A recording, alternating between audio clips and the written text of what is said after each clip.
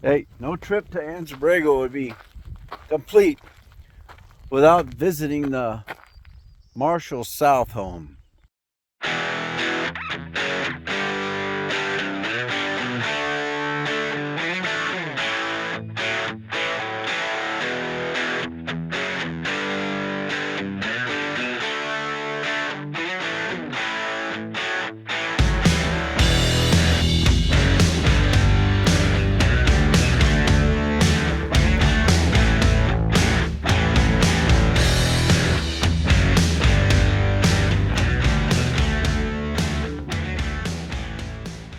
It was a great experiment that happened during the Depression when Marshall South, an author and a writer, took his family up here and eked out a living off the land, living in the desert between the 1930s and 40s.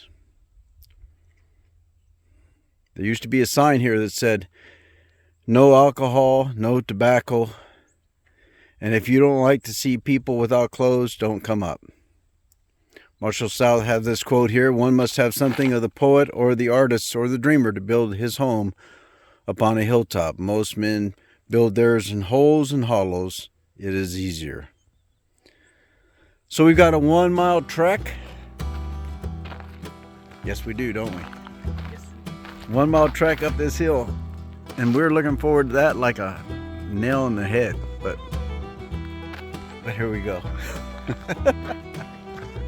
Okay, as you come up this hill in this great adventure, you'll actually be using the same trail Marshall South and his family used to go up and down. So once you think you've made it to the top, you actually haven't made it to the top, as you can see. We're following a trail along the ridge line of the first and the largest hill. However, there is another hill.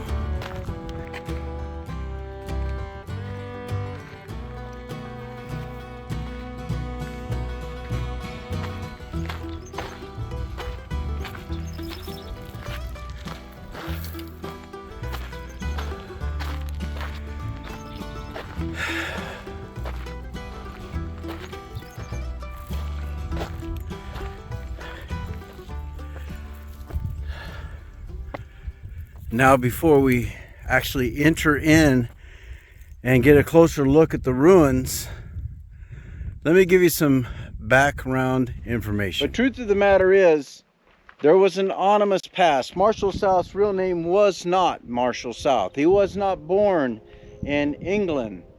His real name was Roy Bennett Richards.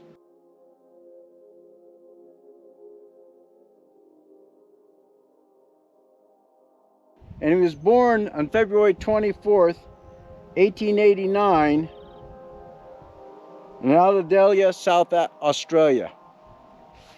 Obviously, he migrated here and began to build a life for himself. A lot of the past about his history was destroyed, burned up, or hidden. Why he did not want people to know who he really was, we're never going to know. We do know that after this great experiment, it ended in a terrible divorce between Tanya and Marshall. Part of that reason was Marshall would go down to Julian and stay for weeks at a time and leave Tanya and the children up here. The sad thing about this experiment is what began as a wonderful thing ended in a tragic way. The division of a family, hard feelings. Tanya, for the remaining 50 years of her life, would never give an interview or speak of what took place up here. But even with that said, he was an accomplished artist with many watercolors. He was an accomplished writer. Not only was he published locally in the local newspapers, but also in national magazines and writings. He even wrote novels. Tanya was an artist in her own right as well. And what they thought was going to be the perfect place to raise their families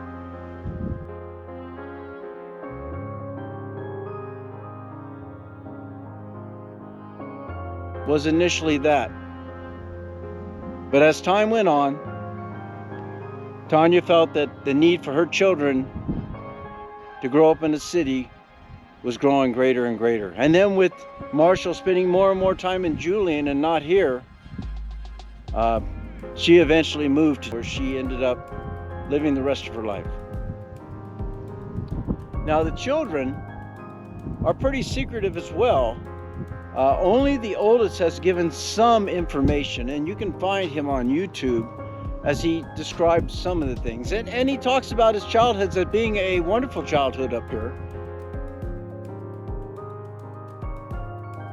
The part that he lived up here.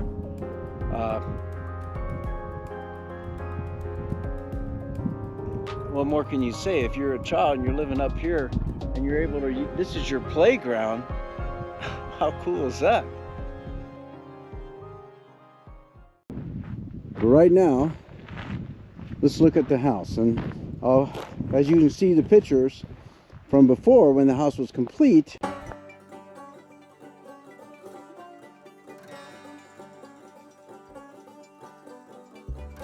there would be windows, a doorway, there was a stove in there for cooking. The stove was on the other side of this wall right here. There's a cistern where they had collected water and stored water. See, it's rusting out now, not much left of it.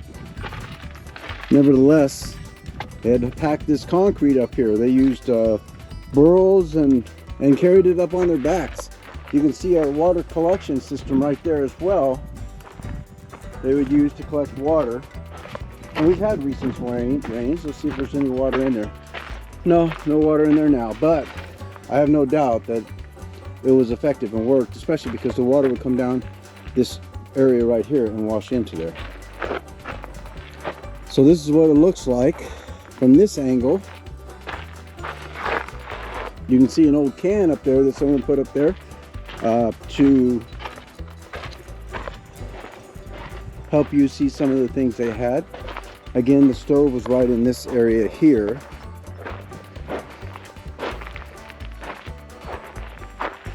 And they were in the house here. This was inside the house.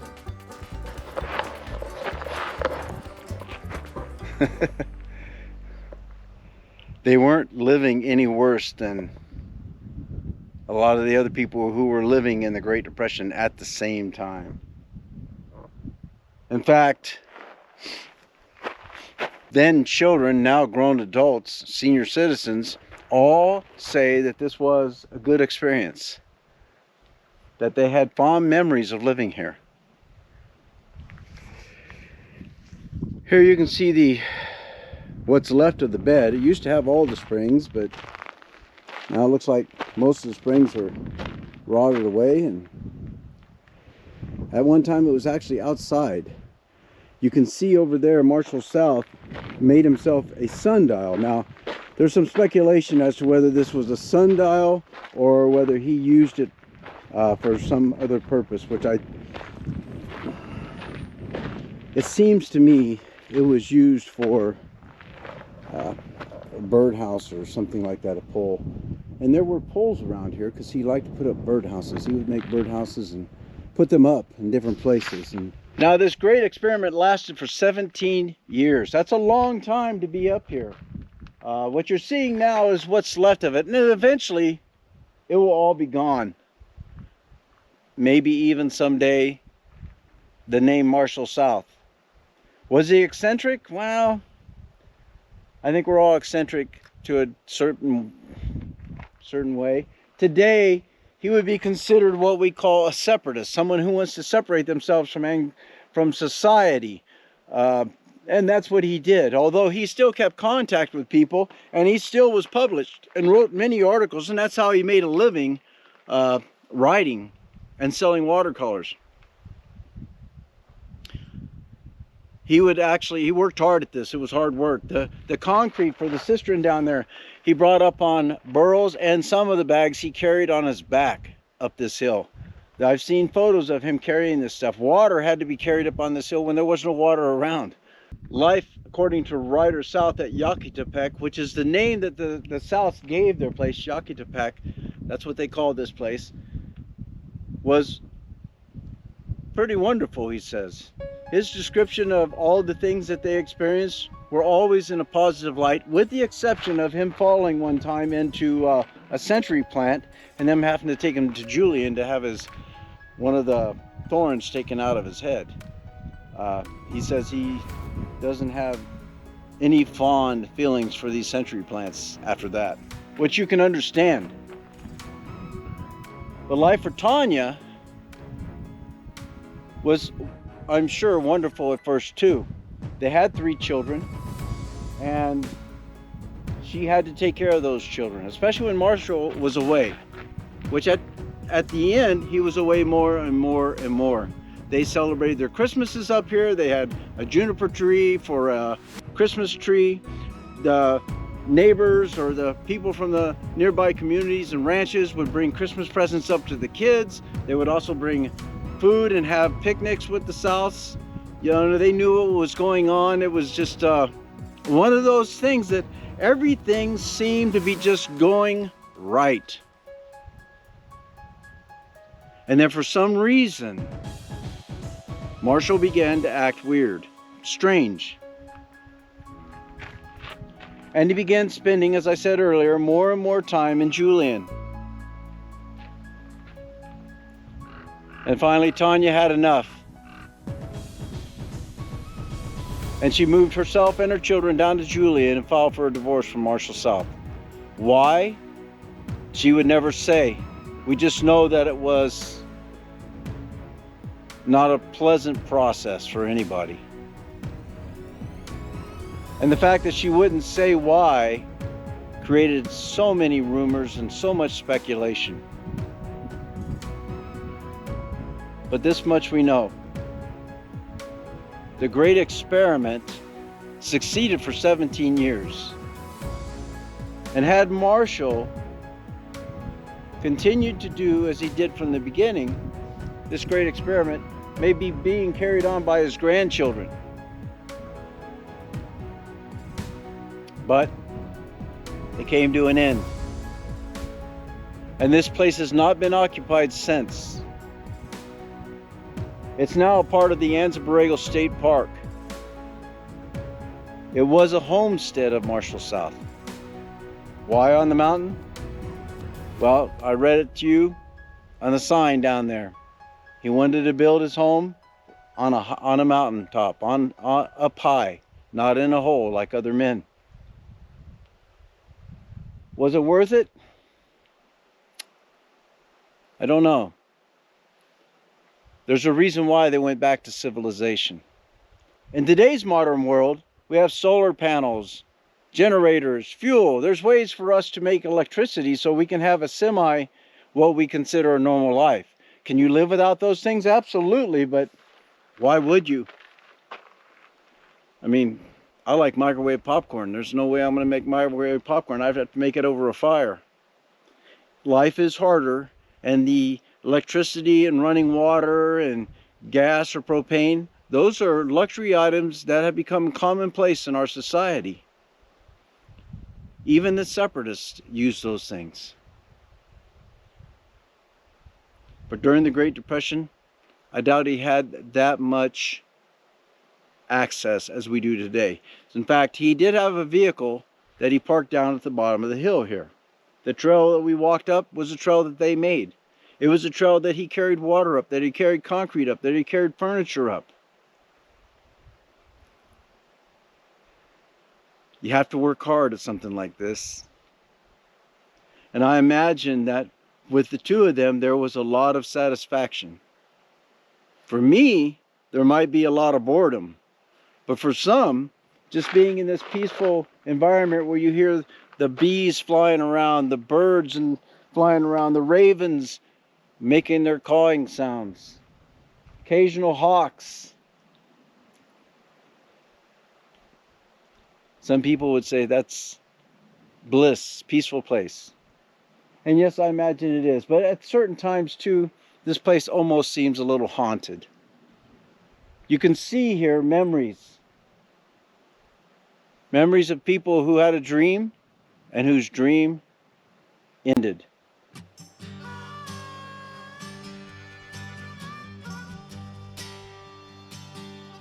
What do you dream?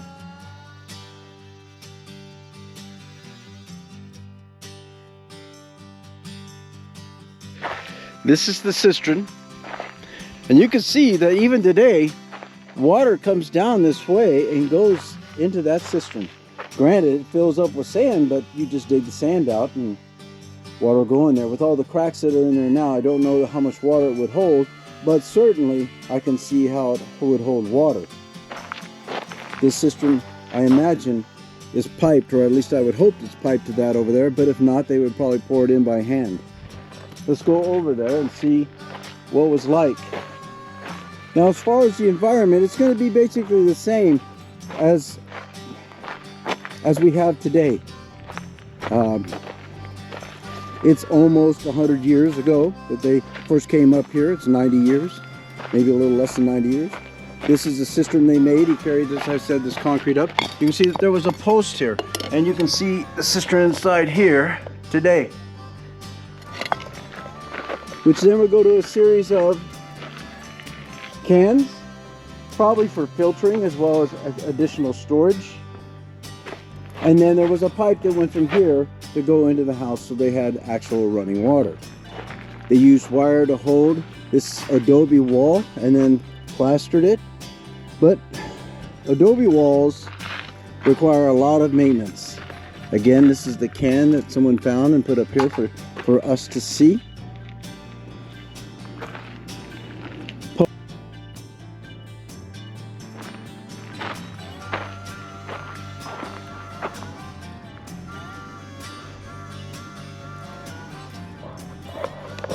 Much of what was here is gone and will never be returned. I mean, even these little things like these nails, they were brought up here by the South.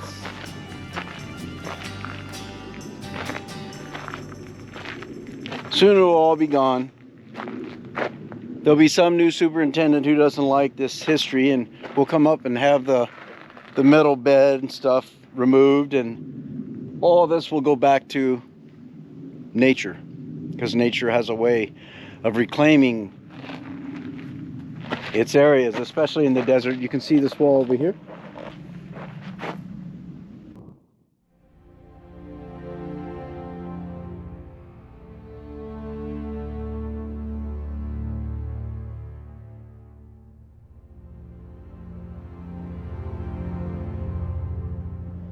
If you like this sort of thing, hit that like button. And if you like this kind of content,